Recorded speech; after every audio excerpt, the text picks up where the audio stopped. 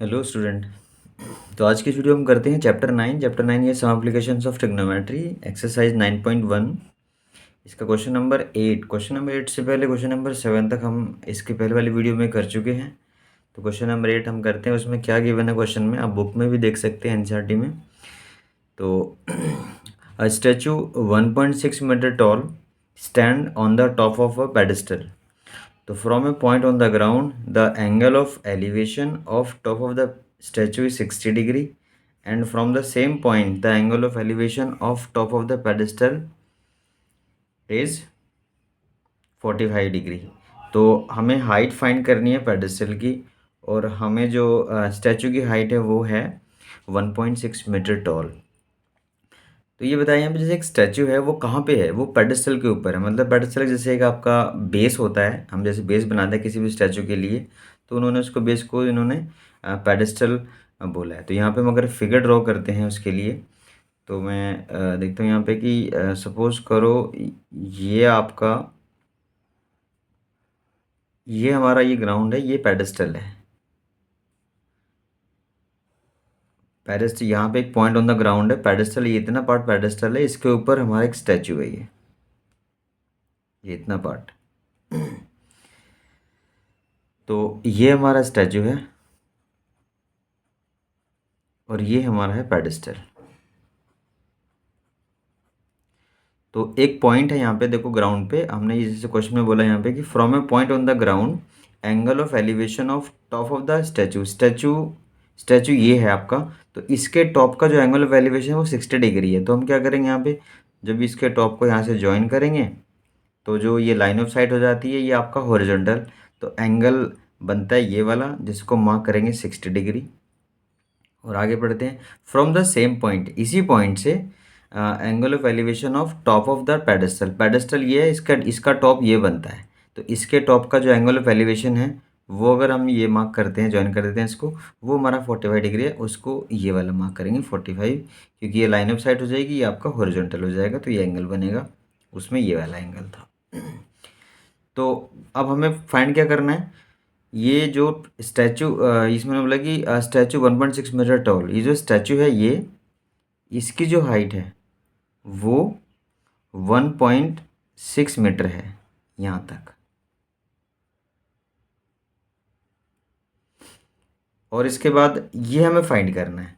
तो हम क्या करते हैं, इसको ए बी सी और डी से रिप्रेजेंट कर लेते हैं। ट्रायंगल आप कुछ भी ले सकते हैं, पी क्यू आर भी ले सकते हैं, पी क्यू आर कुछ भी डाल सकते हो आप। तो हमें क्या करना होगा, अब दो राइट ट्रायंगल हमें देखने हैं। एक राइट ट्रायंगल ये छोटे वाला, एक राइट ट्रायंगल ये बड़े वाला राइट ट्रायंगल है। छोटे वाले राइट ट्रायंगल में हमें कोई भी साइड गिवन नहीं है, ये भी नहीं है हमारे पास, ये भी नहीं है, ये भी नहीं है सिर्फ एंगल हमारे पास। और अगर हम ट्रायंगल ये बड़े वाला देखते हैं ए सी डी, इसमें भी हमारे पास ये साइड नहीं है, लेकिन ये साइड भी नहीं है हमारे पास सिर्फ ये वाला पार्ट है। और ये ट्रायंगल तो हम यूज़ नहीं करते, क्योंकि राइट ट्रायंगल यूज़ करना है आपको, तो इसमें ये वाला पार्ट, ये हमारे पास ए सी नहीं है डी भी नहीं है। तो ऐसे में क्या करना चाहिए, दोनों ट्रायंगल में कॉमन साइड हमें दिखाई दे रही होगी जैसे छोटे वाला ट्रायंगल इसमें डी सी है, और डी सी आपकी ये बड़े वाले ए सी डी में भी यूज़ होती है।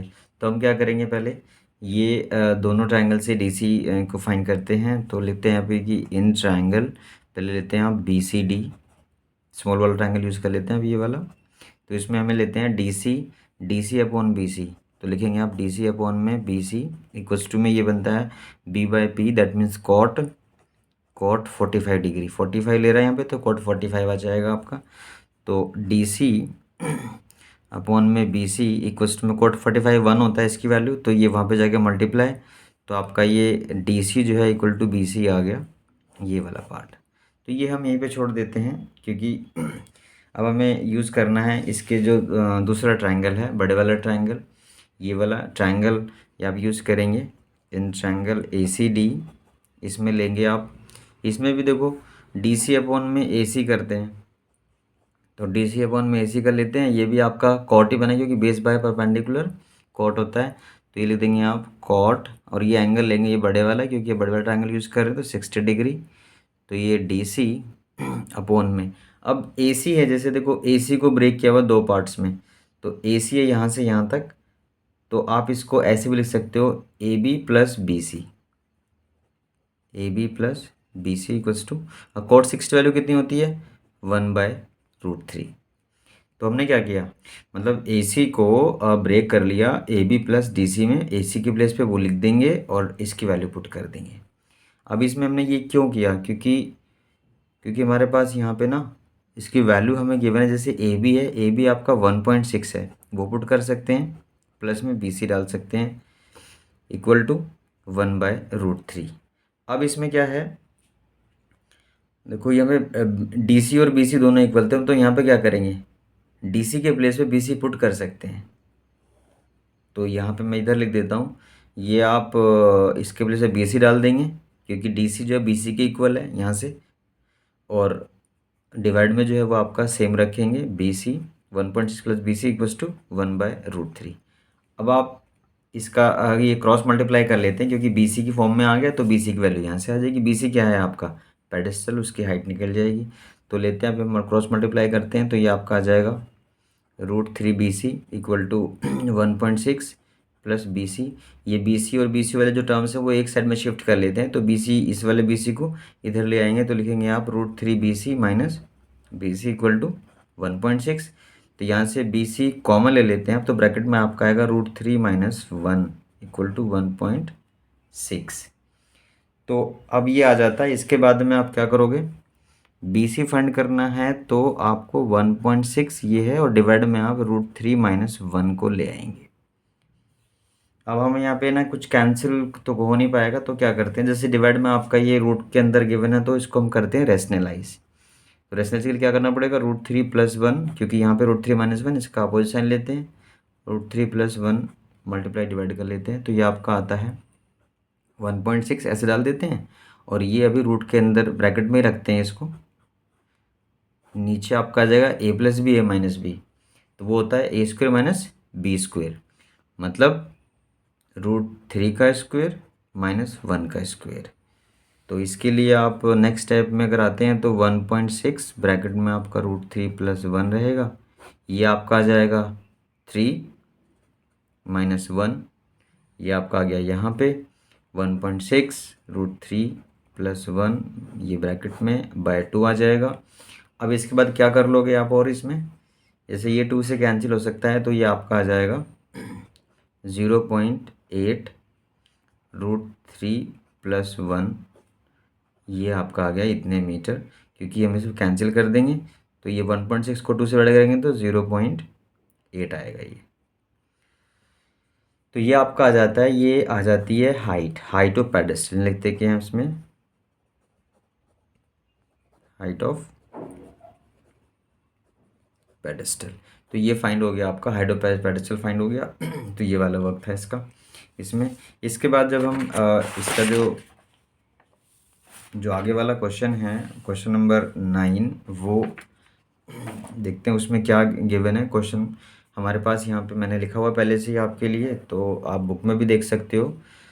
तो यहाँ पे मैं पढ़ देता हूँ, the angle of elevation of top of a building from the foot of the tower is 30 degree and angle of elevation of top of the tower from foot of the building is 60 degree. तो if the tower is 50 metre height उसकी है tower की, find the height of the building. अब यहाँ पे उन्होंने बोला है कि हमारे पास है, यहाँ पे एक बिल्डिंग है और एक टावर है, एक बिल्डिंग और एक टावर है। तो वो कह रहे हैं यहाँ पे कि जो बिल्डिंग है, मतलब उसका जो एंगल ऑफ एलिवेशन है top of the building from the foot of the tower, tower का जो फुट होता है ना, वहाँ से अगर हम बिल्डिंग के टॉप को देखें तो एंगल आपका 30 डिग्री बनता है। और अगर हम मतलब एंगल ऑफ एलिवेशन मतलब टॉप टावर के टॉप को देखें from the foot of the building, वो आपका 60 डिग्री बनता है।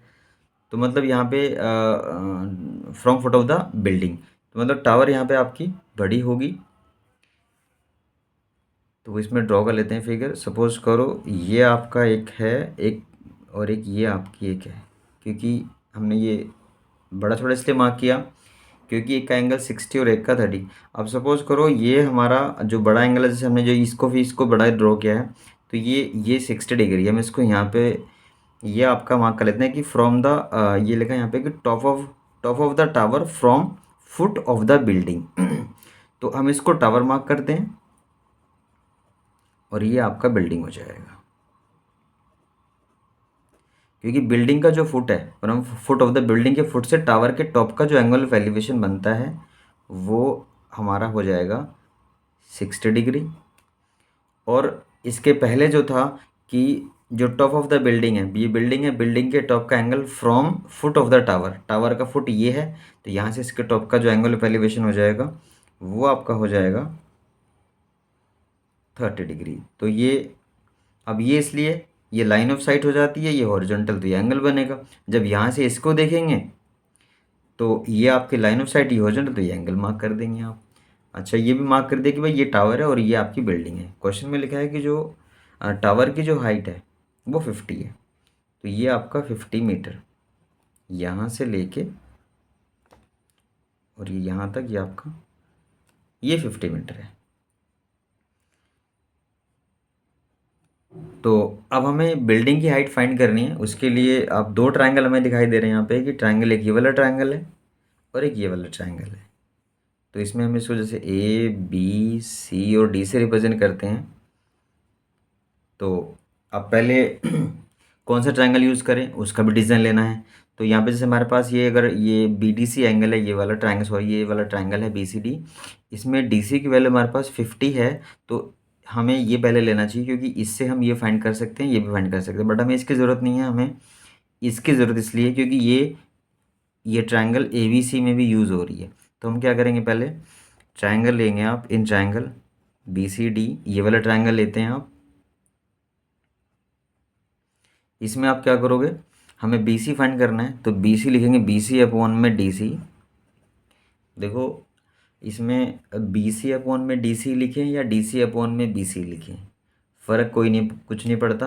क्योंकि अगर हम ये अपॉन में ये लेंगे तो टैन बनेगा, ये अपॉन लेंगे तो कॉट बनेगा। तो ये सब लिखने के बाद में क्रॉस मल्टीप्लाई तो करना ही होता है, तो आप कुछ भी ले सकते हो। तो इसमें तो मैं बी सी यहाँ पे इसलिए जो फाइंड करना है वो मैंने इसलिए लिया क्योंकि हमारे पास इसकी वैल्यू ये बन आती है और ये वैल्यू पुट करके सीधी यहाँ पे मल्टीप्लाई हो जाती है। तो ऐसे लिखना ठीक है, इजी रहेगा। तो लिखने के लिए आप कुछ भी D C upon B C upon D C कुछ भी लिख सकते हैं। अब मैंने लिखा B C upon D C, मतलब बेस अपॉन परपेंडिकुलर, जो कि होता है कॉट। कॉट कितने डिग्री है, 60 डिग्री, क्योंकि हम ये वाला ट्रायंगल यूज़ कर रहे हैं इसलिए एंगल ये लेंगे। कॉट 60 कितना होता है, 1/√3।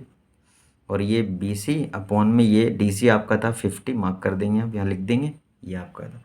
तो मैंने आपको बोला था कुछ भी ले सकते हैं, बट यहाँ पे डिवाइड में जो गिवन, अगर वो डिवाइड में लेते हो तो वो आप क्या करोगे नेक्स्ट में, सीधा यहाँ पे ये मल्टीप्लाई हो जाएगा। तो सीधा लिख सकते हैं बी सी इक्वल्स टू 50/√3, ये वहाँ पे जाकर मल्टीप्लाई। तो ये हमारा, हम इसको यहीं पे स्टॉप कर देते हैं क्योंकि हमारे पास बी सी की वैल्यू फाइंड हो गई है। अब हमें वैसे ये आंसर भी नहीं चाहिए, हमें इसकी वैल्यू चाहिए, हाइट ऑफ द बिल्डिंग।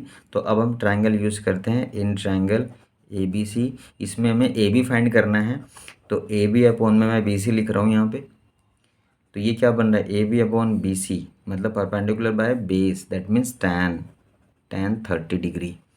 और tan 30 भी 1/√3 होता है, तो आप इसको ए बी अपॉन में, और बी सी ये है हमारे पास 50/√3 यहाँ पे डाल देंगे, इक्वल टू ये भी आपका 1/√3 होता है वैल्यू इसकी। तो अब इसकी वैल्यू यहाँ पे ये डिवाइड में, तो ये सीधा यहाँ पे इसके साथ मल्टीप्लाई हो जाएगा। तो आप नेक्स्ट स्टेप में लिख दोगे A B equal to 1/√3 as it is into 50/√3, क्योंकि इसके साथ मल्टीप्लाई हो जाएगा यहाँ पे जाके। तो ये आपका आ जाता है, इसकी वैल्यू आ जाती है आपकी 50/3, क्योंकि √3 3 होता है, तो ये आपका ये 3 आ जाएगा ओनली। अब इसको अगर हम डेसिमल फॉर्म में लिखें यहाँ पे, तो ऐसे भी छोड़ सकते हैं, बट डेसिमल फॉर्म के लिए इसको डिवाइड करना पड़ेगा आपको, तो वो डिवाइड कर लेते हैं। तो 3 1 जा 3, इसके बाद में यहाँ से आपका बचता है 2, 20 हो जाएगा। तो 3 6 जा 18, 18 फिर आपका यहाँ से 18, फिर आपका 2 बजे, मतलब आप अगर आपसे वैसे नहीं हो रहा है ओरली, तो आप यहाँ पे लिख के कर सकते हो ऐसे, मतलब 3 1 जा 3, ये आपका 2 आता है, 3 6 जा 18, फिर 2 आता है। अब पॉइंट दे के 0 देना पड़ता है, फिर 3 6 जा 18, और ये आई थिंक 6 6 6 चलता रहेगा आपका ये ऐसे ही। तो आप यहाँ पर डाल दो 3.6 6 एंड 6, ये आपका ऐसे चलता रहेगा। इसको आप अगर रेप्रोक्स लिखेंगे तो आपका 16.67 मीटर। ये आपका, क्योंकि हमने 7 क्यों लिखा, क्योंकि हमने अगर आंसर 2 प्लेस में आंसर देना है, डेसिमल के बाद अगर 2 प्लेसेस है उसमें आंसर देना है, तो उसके जो आगे वाला डिजिट अगर ये 5 और मोर देन 5 होता है तो हम इसको 66 नहीं 67 लिख देंगे, एक इंक्रीज़ कर देते हैं, तो ये अप्रोक्स वैल्यू हो जाती है। तो ये आप ध्यान रखेंगे इसको। तो ये से डिवाइड कर सकते हैं साइड में लिख के। तो ये हमारा जो है ना हाइट, ये हो जाती है हाइट ऑफ द बिल्डिंग, लिख सकते हैं आप नीचे, height of building equal to 16.67 metre. तो ये हमारा हो जाता है बिल्डिंग की हाइट। ये आपको इसमें फाइंड करना था। तो इसमें सब हर एक क्वेश्चन में दो दो ट्रायंगल्स हैं, दो दो ट्रायंगल का यूज़ करना है। पहले अब फिगर ड्रॉ करके डिसाइड करना है कि आपने कौन सा ट्रायंगल पहले यूज़ करें, और जो वैल्यूज़ गिवन है वो फिगर में भी मार्क कर लेते हैं, और उसके बाद फिर आपको ये कैलकुलेशन करना ईजी हो जाता है। तो ये क्वेश्चन नंबर 9 था आपका। क्वेश्चन नंबर 9 के बाद हम क्वेश्चन नंबर 10 करेंगे, वो करेंगे हम इसके आगे वाली वीडियो। इसके लिए जो बच्चे देख रहे हैं प्लीज़ फर्स्ट टाइम, वो प्लीज़ चैनल को सब्सक्राइब कर लें, लाइक कर लें। Thank you.